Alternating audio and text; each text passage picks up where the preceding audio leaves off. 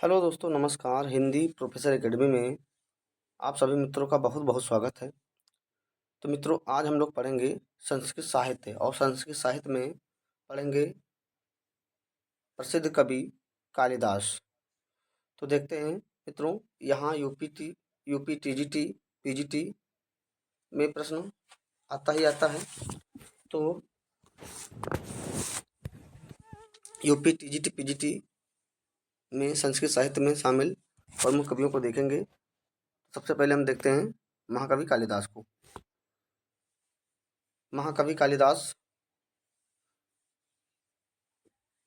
किस शताब्दी के हैं मित्रों? तो महाकवि कालिदास ये तीसरी और चौथी शताब्दी के हैं। ध्यान रखेंगे मित्रों। इनका जन्म स्थान कहाँ है? उज्जैन, क्षिप्रा नदी के किनारे महाकालेश्वर। ध्यान रखेंगे मित्रों। इनकी पत्नी का नाम क्या है? विद्योतिमा। ये बहुत ही विदुषी महिला थी। इनकी भाषा क्या है मित्रों? संस्कृत, है ना, प्राकृत संस्कृत मुख्य भाषा थी। इनकी रीति कौन सी है? तो वैदर्भी रीति है। कालिदास की प्रथम कृति कौन सी है? प्रथम नाटक मालविकाग्निमित्रम प्रथम इनका नाटक है। अंतिम कृति कौन सी है? रघुवंश महाकाव्यम। ध्यान रखना मित्रों, प्रथम और अंतिम। प्रथम कौन सी है? प्रथम नाटक है मालविकाग्निमित्रम और अंतिम कृति कौन सी है? रघुवंश महाकाव्यम। यह एक कवि और नाटककार हैं, तो मित्रों ये भी ध्यान रखना। ये कवि भी हैं और नाटककार भी हैं। कालिदास की प्रथम काव्य कृति कौन सी है? ऋतु संहार है। कौन सी है? ऋतु संहार है। ध्यान रखेंगे। उसके बाद में काव्य रचनाएं कौन कौन सी हैं? ऋतु संहार गीत काव्य है। कुमार संभवम महाकाव्य है।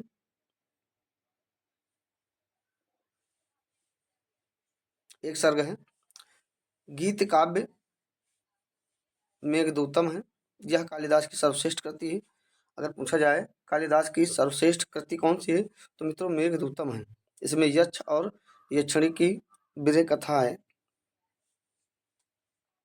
रघुवंश महाकाव्यम में कितने सर्ग हैं? 19 सर्ग हैं और 31 सूर्यवंशी राजाओं का वर्णन है। मित्रों ध्यान रखेंगे, कितने? 31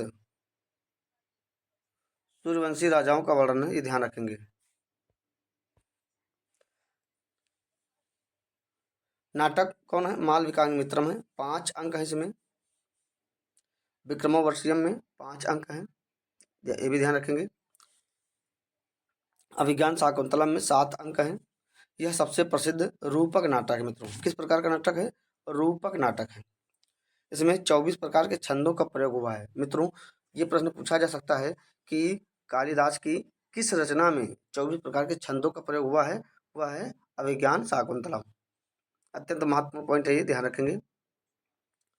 कालिदास उपमा के लिए प्रसिद्ध है। कौन सी कृति के संबंध में प्रसिद्ध है? उपमा कालिदासस्य, है ना, उद्भट ने कहा है। ध्यान रखेंगे कालिदास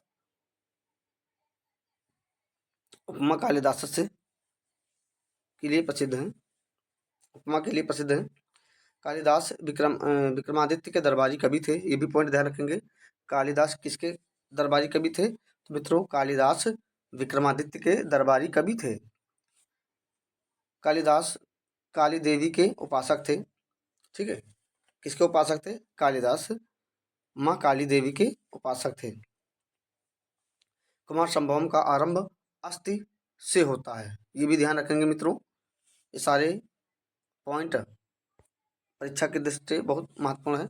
कुमार संभवम का आरंभ अस्थि से होता है। मेघदूत का आरंभ कश्चित शब्द से होता है ना। कश्चित कांता विरहे गुरुड़ा, है ना, इस प्रकार से प्रारंभ होता है। बहुत ही अच्छा नाटक है ये मेघदूत कालिदास जी का। रघुवंश काव्य का आरंभ वाग शब्द से होता है।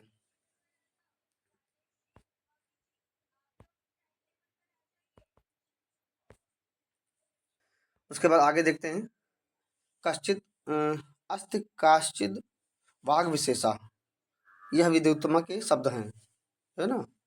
ये जब ये कालिदास चले जाते हैं, माँ काली की तपस्या करते हैं, फिर इनको ज्ञान प्राप्त होता है, फिर ये अपने घर वापस आते हैं। तब जब ये आते हैं तो जब विद्युत्तमा से बातें करते हैं, तब वो विद्युत्तमा कहती है, अस्ति कश्चिद वाग विशेषा, कि अब तुम्हारी वाणी में कुछ विशेषता है। यह विद्युत्तमा के शब्द हैं, ध्यान रखेंगे मित्रों। रघुवंश और कुमार संभवम ये महाकाव्य हैं।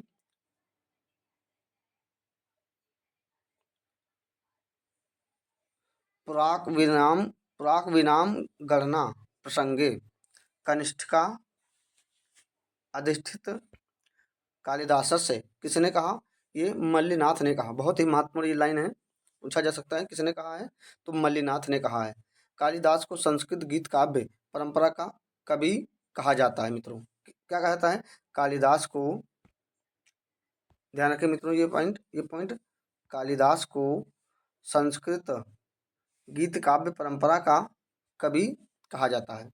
अगला पॉइंट है, मेघदूत ऋतु संहार खंड काव्य है, और यह गीत काव्य भी कह सकते हैं। अगला पॉइंट है, मेघदूत में कुल 115 श्लोक हैं। बहुत ही महत्वपूर्ण है मित्रों, ध्यान रखेंगे। मेघदूत में कुल 115 श्लोक हैं। उसके बाद में ऋतु संहार में 144 श्लोक हैं, ये ध्यान रखेंगे। उसके बाद में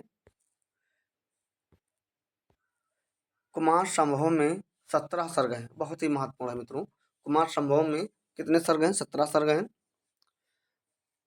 रघुवंश में 19 सर्ग हैं, जो रघुवंश महाकाव्य है उसमें 19 सर्ग हैं। 31 सूर्यवंशी राजाओं का उसमें वर्णन है। अगला है, मालविकाग्नि मित्रम में 5 अंक हैं, पद विन्यास शैली में लिखा गया है। किस शैली में लिखा गया मित्रों, पद विन्यास शैली में लिखा गया है। एक एक पॉइंट बहुत ही महत्वपूर्ण है। विक्रमोर्वशीयम में 5 अंक हैं, ये ध्यान रखेंगे। उसके बाद में अभिज्ञान शाकुंतलम कालिदास की दूसरी रचना है। कौन सी रचना है मित्रों, ये क्रम भी पूछा जा सकता है कि अभिज्ञान शाकुंतलम कालिदास की कौन सी रचना है, पहली, दूसरी, तीसरी, चौथी। तो मित्रों ये दूसरी रचना है। विक्रमोर्वशीयम एक रहस्यमयी नाटक है। किस प्रकार का नाटक मित्रों, एक रहस्यमयी नाटक है। कीथ महोदय ने ऋतु संहार को संदिग्ध माना है, ये भी ध्यान रखेंगे। मेघदूत का नायक यक्ष और नायिका यक्षिणी है। मित्रों ये पॉइंट ध्यान रखेंगे, यक्ष और यक्षिणी की विरह का यहाँ पे वर्णन है। इसमें मेघदूत नाटक में मेघदूत को 2 भागों में बांटा गया है मित्रों, ये भी ध्यान रखेंगे। पूर्व मेघ और उत्तर मेघ, है ना। मेघदूत को 2 भागों में बांटा गया है, पूर्व मेघ और उत्तर मेघ, ध्यान रखेंगे। बहुत ही महत्वपूर्ण पॉइंट है।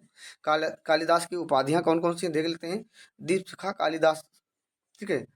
रघुकार के बाद कवि कुलगुरु, है ना। ये मित्रों पूछा जा चुका है परीक्षा में कि कवि कुलगुरु के नाम से कौन जाना जाता है, कालिदास, कवि कुलगुरु कालिदास।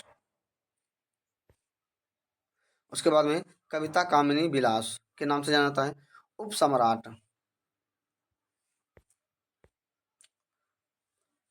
उपमा सम्राट। कालिदास की मृत्यु लंका के राजा कुमारदास के यहाँ वैश्य के द्वारा मानी जाती है, ठीक है। तो ये हमारे थे मित्रों कालिदास। आशा करते हैं ये क्लास आपको बहुत पसंद आई होगी।